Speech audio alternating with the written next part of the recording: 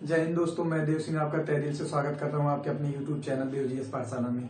तो दोस्तों, आज का जो टॉपिक है बहुत इंपॉर्टेंट टॉपिक है। ये दोनों के लिए इंपॉर्टेंट है, टेक्निकल और नॉन टेक्निकल दोनों के लिए। टेक्निकल से इसमें बहुत सारे क्वेश्चन पूछे जाते हैं और नॉन टेक से भी इसमें बहुत सारे क्वेश्चन पूछे जाते हैं इस टॉपिक से। तो गाइज, हम इस टॉपिक को शुरू करते हैं। इस टॉपिक का नाम है थर्मोडायनेमिक, जिसको कहते हैं हिंदी में उष्मागतिकी।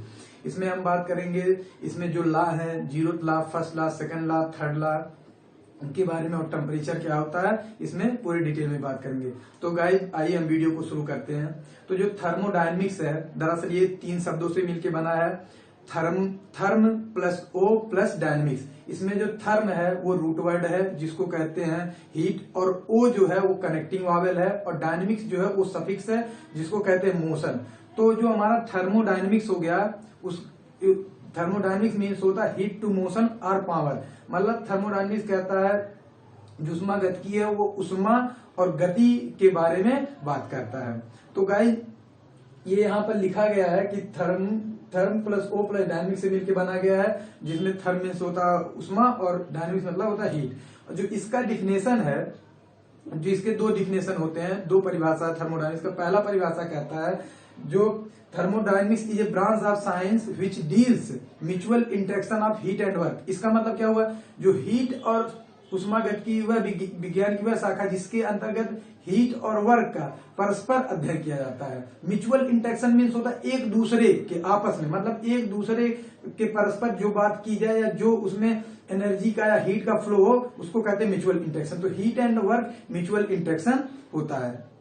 अब दूसरा डिफिनेशन जो कहता है कि thermodynamics can be defined as a science of energy interaction between system और सिस्टम सराउंडिंग। अब इसका मतलब क्या, जो दूसरा डिफिनेशन है वो कहता है एनर्जी का जो इंटरेक्शन होता है, एनर्जी का ट्रांसफर जो होता है, वो सिस्टम और सिस्टम सराउंडिंग में होता है। सिस्टम मतलब क्या होता है, सिस्टम 3 तरह के होते हैं, एक isolated system, open system, close system. अभी हम बताते हैं ओपन सिस्टम क्या होता है, क्लोज सिस्टम क्या होता है और आइसोलेटेड।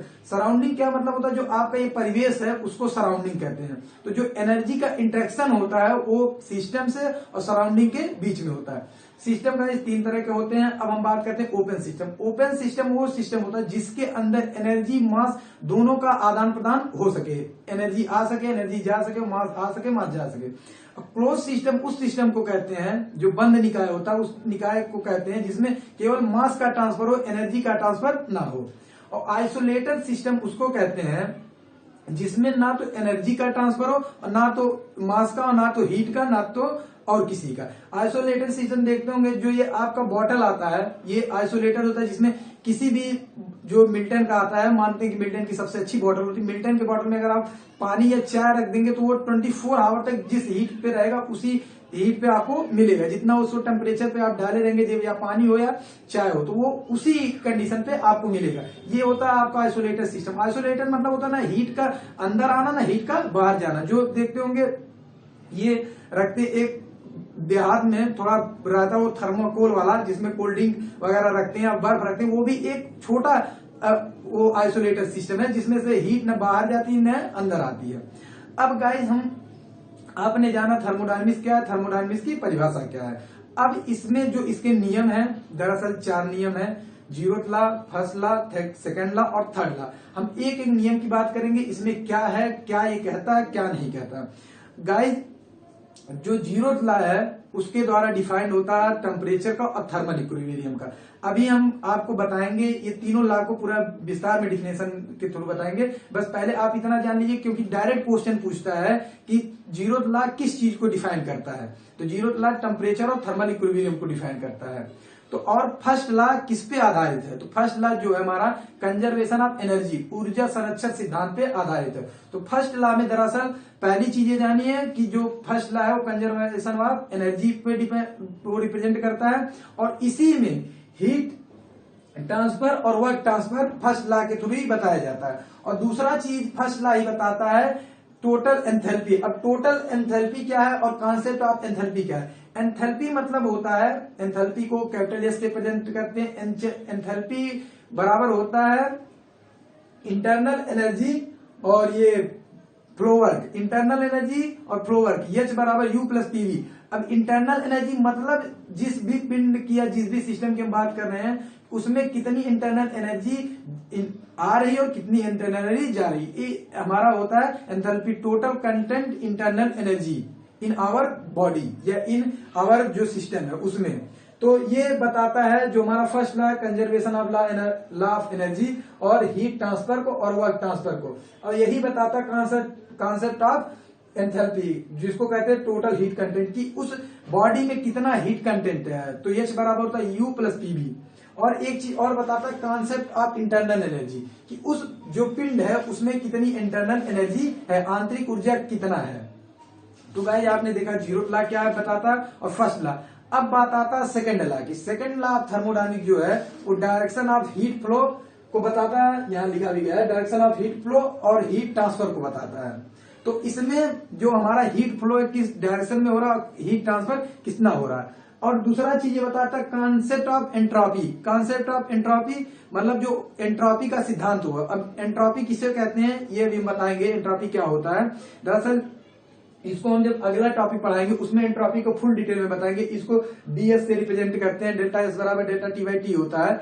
और ये जो एंट्रोपी होता है ये मेजर करता है रेंडमनेस को। रेंडमनेस क्या होता है, जब हीट का ट्रांसफर होता है किसी बॉडी में तो उसमें जो मॉलिक्यूल्स होते हैं वो आपस में इंटरेक्ट करते हैं तो अपने आप को रेंडमनेस रखते हैं। तो जो ये मेजर होता है वो एंट्रोपी के थ्रू होता है। एंट्रोपी मेजर करता है रेंडमनेस को। इसमें दो स्टेटमेंट हैं जो बहुत मतलब मायने रखते हैं और बहुत फेमस स्टेटमेंट है, एक केल्विन स्टेटमेंट, एक क्लॉजियस स्टेटमेंट।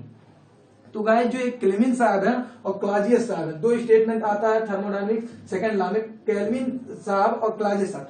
केल्विन साहब कहते हैं किसी भी मशीन या किसी भी तंत्र में दी जाने वाली पूरी हीट या एनर्जी वो टोटल कन्वर्ट नहीं होती। मतलब किसी भी मशीन को दी जाने वाली जो इंटरनल एनर्जी या पावर है वो 100% कन्वर्ट नहीं होती, उसमें लॉसेस होते हैं। ये हमारे केल्विन साहब का स्टेटमेंट है, टोटल हीट नॉट कन्वर्ट, मतलब जो भी हीट है वो पूरा 100% कन्वर्ट नहीं होता है, उसमें लॉसेस हो जाते हैं।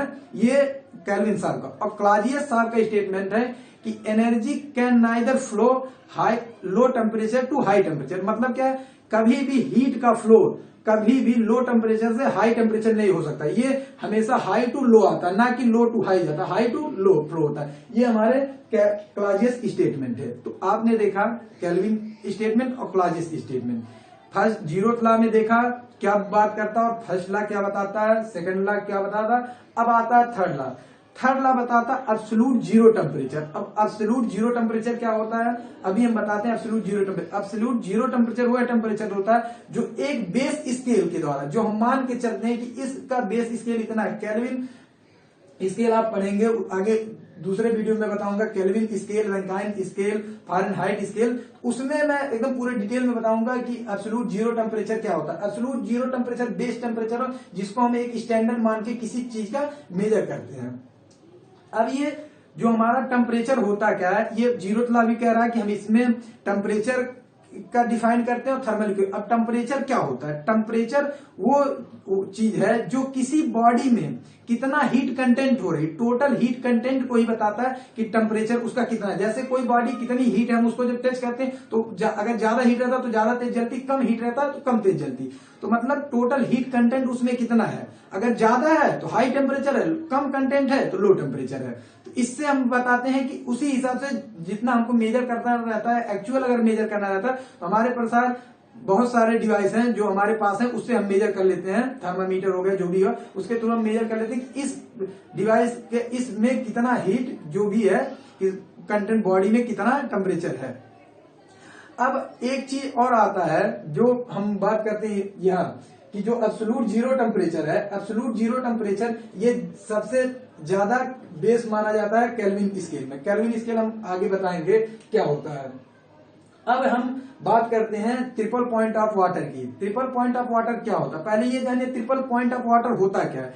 ट्रिपल पॉइंट ऑफ वाटर वो पॉइंट होता है जहां पर सॉलिड, लिक्विड, गैस तीनों को एग्जिस्ट करते हैं। मतलब क्या हो गया, जो हमारा ट्रिपल पॉइंट ऑफ वाटर होता है ये जो पॉइंट है, ये वाली पॉइंट, इसी को कहते हैं triple point of water.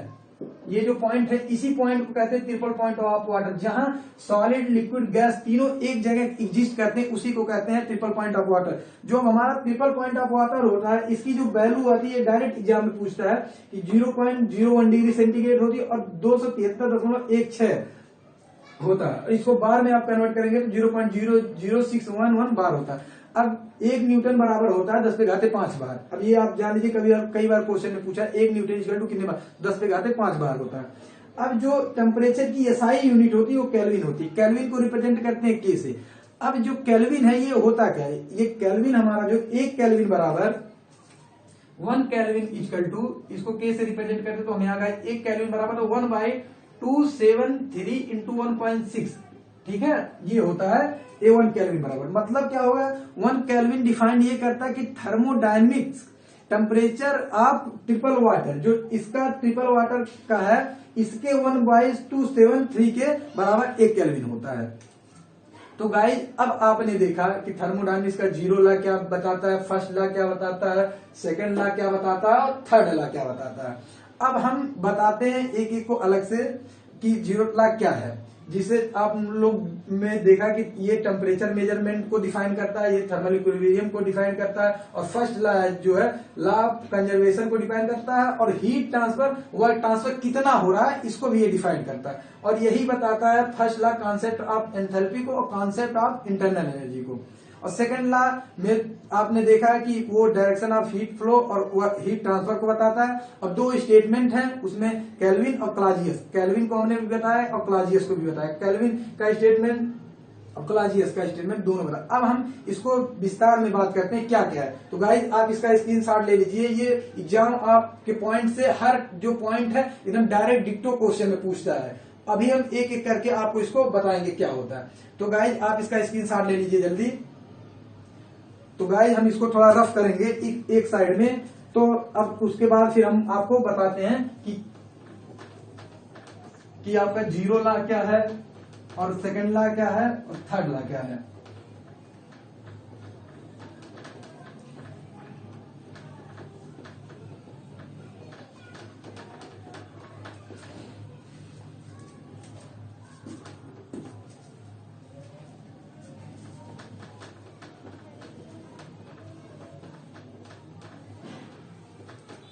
Guys हम पहले बात करते हैं 0th लॉ की। 0th लॉ जो है वो बताता है आपके टेम्परेचर को और थर्मल इक्विलिब्रियम को। अब टेम्परेचर जो हो गया, अब टेम्परेचर को ये डिफाइन करता है टेम्परेचर को, टेम्परेचर को। और ये जो टेम्परेचर है ये जो ये लॉ है ये इसी को थर्मोमेट्री भी कहते हैं।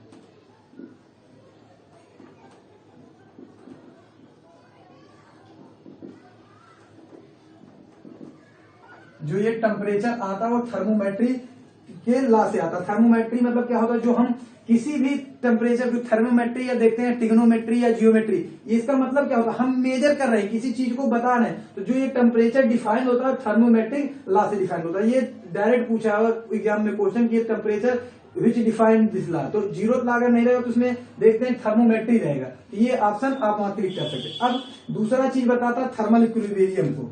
थर्मल इक्विलिब्रियम को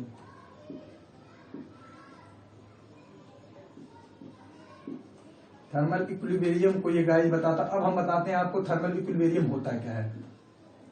ये थर्मल इक्विलिब्रियम, मान लीजिए कोई बॉडी ए और दूसरी बॉडी बी और एक बॉडी सी है,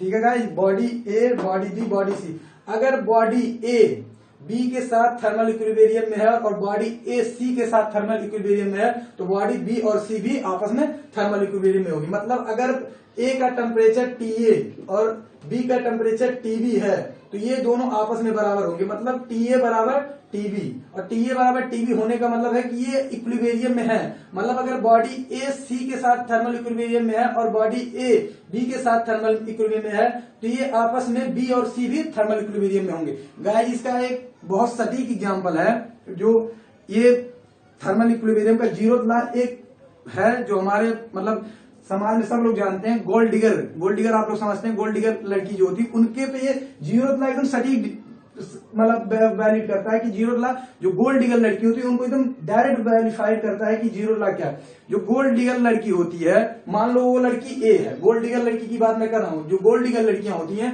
वो मान लो गोल्ड डिगर लड़की कोई ए है, उसका एक बॉयफ्रेंड सी भी हो सकता है, उसका एक बॉयफ्रेंड बी भी हो सकता है। अगर गोल्ड डिगर लड़की का बॉयफ्रेंड ए भी हो सकता है और इसका सी भी हो सकता है, तो ये जो गोल्ड डिगर लड़की बी है उसका भी ये सी भी हो सकता है। मतलब क्या है, ये जो गोल्ड डिगर गर्ल्स होती हैं ये इक्विलिब्रियम को फॉलो करते हैं, उनका एक से रिलेशन है भी और दूसरे से भी रिलेशन है, तो उनको तीसरे से रखने में कोई दिक्कत नहीं। तो ये सेम यही चीज करता है, बॉडी ए अगर सी के साथ थर्मल इक्विलिब्रियम में है और बॉडी ए बी के साथ थर्मल इक्विलिब्रियम में, तो बी सी के साथ भी थर्मल इक्विलिब्रियम में होगा।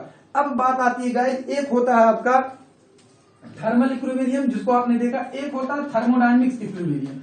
थर्मल इक्विलिब्रियम आपने देखा जो जीरो लॉ डिफाइन करता है, और दूसरा होता है थर्मोडायनेमिक्स इक्विलिब्रियम। थर्मोडायनेमिक्स इक्विलिब्रियम हम बता रहे हैं क्या होता है।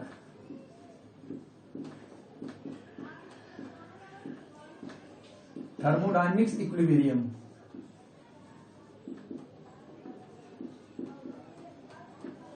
अब ये जो आपका होता है थर्मोडायनेमिक्स इक्विलिब्रियम क्या होता है, थर्मोडायनेमिक्स इक्विलिब्रियम उसमें उसे कहते हैं, ये तीन चीजों पे डिपेंड करता है,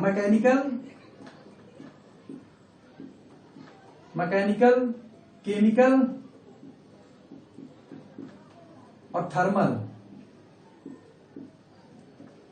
मैकेनिकल, केमिकल, थर्मल। अब इसका मतलब क्या होगा, जो थर्मोडायनेमिक उष्मागतिकी इक्विलिब्रियम है वो तीन चीजों पे डिपेंड करता है। पहला मैकेनिकल, केमिकल, थर्मल। अब ये मैकेनिकल, केमिकल, थर्मल का मतलब क्या कि कोई बॉडी मैकेनिकली थर्मल इक्विलिब्रियम में तब होगी, मैकेनिकली और थर्मोडायनेमिक इक्विलिब्रियम में तब होगी जब उस पर लगने वाला टोटल फोर्स जीरो हो और उस पर लगने वाला मोमेंट जीरो हो। मतलब क्या हो गया, समेशन ऑफ एफ बराबर जीरो और समेशन ऑफ एम बराबर जीरो। मतलब इस पे लगने, किसी भी पिंड पे लगने वाला टोटल फोर्स जीरो और उस पे लगने वाला मोमेंट जीरो हो, तो वो बॉडी जो होगी थर्मल मैकेनिकल इक्विलिब्रियम में होगी। अब केमिकल इक्विलिब्रियम का मतलब क्या है कि जो केमिकल इक्विलिब्रियम है वो क्या बता है, केमिकल इक्विलिब्रियम के मतलब उसमें किसी भी प्रकार का केमिकल रिएक्शन ना हो, रिएक्शन ना हो।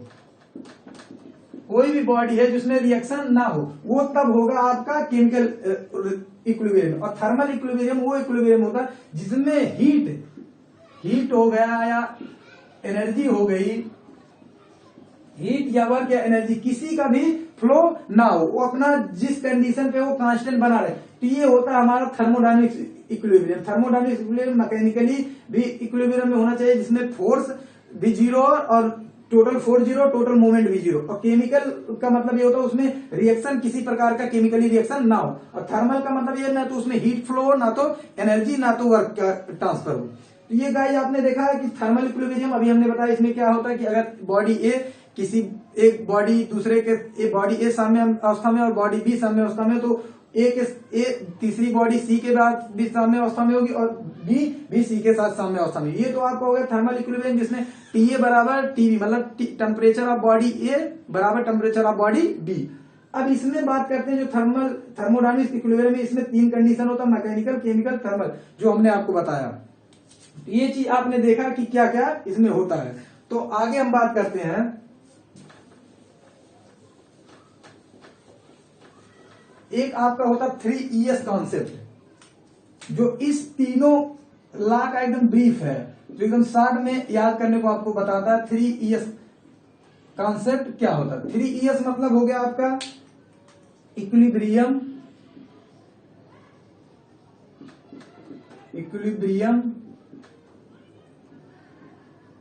एनर्जी, एंट्रोपी, ये आपका होता है 3ES का आंसर। इक्विलिब्रियम मतलब क्या, इस किस लॉ को डिफाइन करना है, ये आपका बता रहा है जीरोथ लॉ को। अभी हमने पहले ही बताया है, इक्विलिब्रियम और टेम्परेचर बताता है जीरोथ लॉ को, एनर्जी बताता है फर्स्ट लॉ को, और जो एंट्रोपी है वो बताता है सेकंड लॉ को, और जो थर्ड लॉ आपका है एब्सोल्यूट जीरो को बताता है। जो थर्ड लॉ है वो एब्सोल्यूट जीरो को बताता है।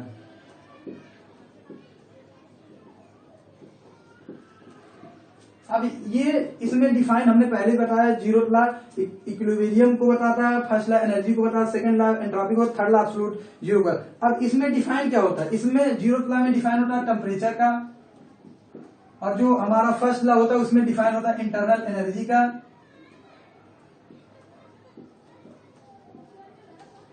और जो सेकंड लॉ है वो डिफाइन करता है एंट्रोपी को। तो गाइस इसका आप पहले स्क्रीनशॉट ले लीजिए इस वाले पूरे स्लाइड का कि इसमें 3S कॉन्सेप्ट क्या है। 3S कॉन्सेप्ट आपने देखा कि 3S कॉन्सेप्ट इक्विलिब्रियम जो है, एनर्जी जो है, एंट्रोपी, इसी को कहते हैं 3S concept, energy, equilibrium, entropy, जो अलग अलग लॉ पे डिफाइंड होता है और अलग अलग लॉ के बारे में बताता है। तो गाइस आपने देखा कि 3S कॉन्सेप्ट क्या होता है, जीरो लॉ ऑफ थर्मोडायनेमिक्स क्या होता है, फर्स्ट लॉ ऑफ थर्मोडायनेमिक्स क्या होता है, सेकंड लॉ ऑफ थर्मोडायनेमिक्स क्या होता है, और थर्ड लॉ ऑफ थर्मोडायनेमिक्स क्या होता है। अब गाइस इसका हम पूरा आपको समरी बताते हैं, चारों लॉ का हमने डिफिनेशन दिया, चारों लॉ से डिफाइन क्या होता है वो बताए। अब इससे क्वेश्चन कहां से बनता है, पहला एक क्वेश्चन बनता है कंजर्वेशन लॉ ऑफ एनर्जी किसको कहते हैं, किस नियम से ये फाइंड होता है। तो पहला एक क्वेश्चन होता है ये फर्स्ट लॉ से डिफाइंड होता है, conservation of law of energy, first law को डिफाइन कर। दूसरा क्वेश्चन पूछता है कि टेम्परेचर किस लॉ से डिफाइंड होता है, या थर्मोमेट्री देगा या टेम्परेचर देगा, तो ये जीरो लॉ की बात कर रहा है, टेम्परेचर या थर्मोमेट्री, तो ये जीरो लॉ की बात कर रहा है, इससे डिफाइंड होता है जीरो लॉ से।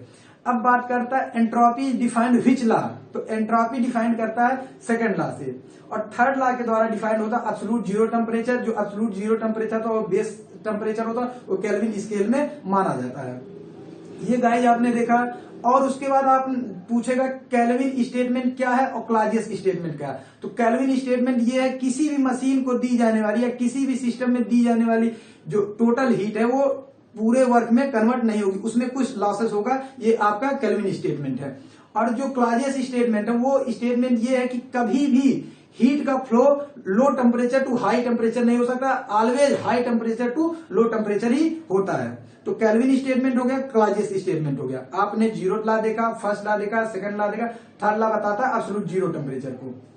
और इसमें आपने देखा कि ये क्या होता है, थर्मल इक्विलिब्रियम आपको पूछता है, थर्मल इक्विलिब्रियम में क्या होता है और थर्मोडायनेमिक्स इक्विलिब्रियम में क्या होता है, ये किस कंडीशन को वेरी करते हैं। तो थर्मोडायनेमिक्स इक्विलिब्रियम मैंने आपको बताया, थर्मोडायनेमिक्स इक्विलिब्रियम तब होगा कोई बॉडी या कोई सिस्टम जब वो केमिकली, मैकेनिकली और थर्मली तीनों प्रकार से वो फॉलो करो, तब वो सिस्टम जो होगा थर्मोडायनेमिक्स इक्विलिब्रियम में होगा। और थर्मल इक्विलिब्रियम वो इक्विलिब्रियम होता है जिसमें टेम्परेचर एक बॉडी का दूसरे बॉडी के बराबर हो और उसमें हीट और वर्क का फ्लो ना हो, तो वो थर्मल इक्विलिब्रियम में होगा। तो अब बात आती है गाइस ये जीरोथ लॉ आया क्यों, ये डिफाइन तो यही कर दे रहा है जो इसमें कह रहे हैं थर्मल इक्विलिब्रियम, ये तो सेकंड लॉ ही बता रहा है, लेकिन इसमें जो ये नहीं बता रहा था ये लॉ कि जो हमारा ट्रांसफर हो रहा है हीट वो किस कंडीशन पे आके बराबर हो जाएगा, मतलब थर्मल इक्विलिब्रियम तभी होगा ना जब वो बॉडी आपस में बराबर होंगी। इसीलिए ये जीरो लॉ बाद में, पहले फर्स्ट लॉ आया, सेकंड लॉ के बाद में जीरो लॉ आया। ऐसा नहीं है कि इंटरव्यू में पूछता है कभी कभी गाइस, टेक्निकल एग्जाम इंटरव्यू में पूछता है कि जीरो लॉ पहले आया, फर्स्ट लॉ आया, सेकंड लॉ आया, थर्ड, तो लड़के ऑब्वियसली बोल देते जीरो लॉ, लेकिन जीरो लॉ पहले नहीं आता, पहले आया फर्स्ट लॉ, सेकंड लॉ, फिर सेकंड लॉ के बाद आया जीरो लॉ। जीरो लॉ क्योंकि सेकंड लॉ ये बताता था ना कि heat, direction of heat flow and work flow, तो डायरेक्शन ऑफ हीट फ्लो तभी तो होगा गाइस जब वो अपने इक्विलिब्रियम कंडीशन पे आएगा तभी तो होगा, नहीं तो ऐसा थोड़ी है डायरेक्शन ऊपर है एक जगह से फ्लो दूसरे, ऐसे थोड़ी होगा, जब बराबरी में होगा तभी तो उसमें हीट और वर्क का फ्लो होगा। उसके बाद गाइस आपने देखा 3S कॉन्सेप्ट, इसमें डायरेक्ट एग्जाम में ये आपको बहुत जरूरी है, ये आप याद करे रहेंगे तो आपको ये शॉर्ट फॉर्म बताता है तीनों लॉ के बारे में।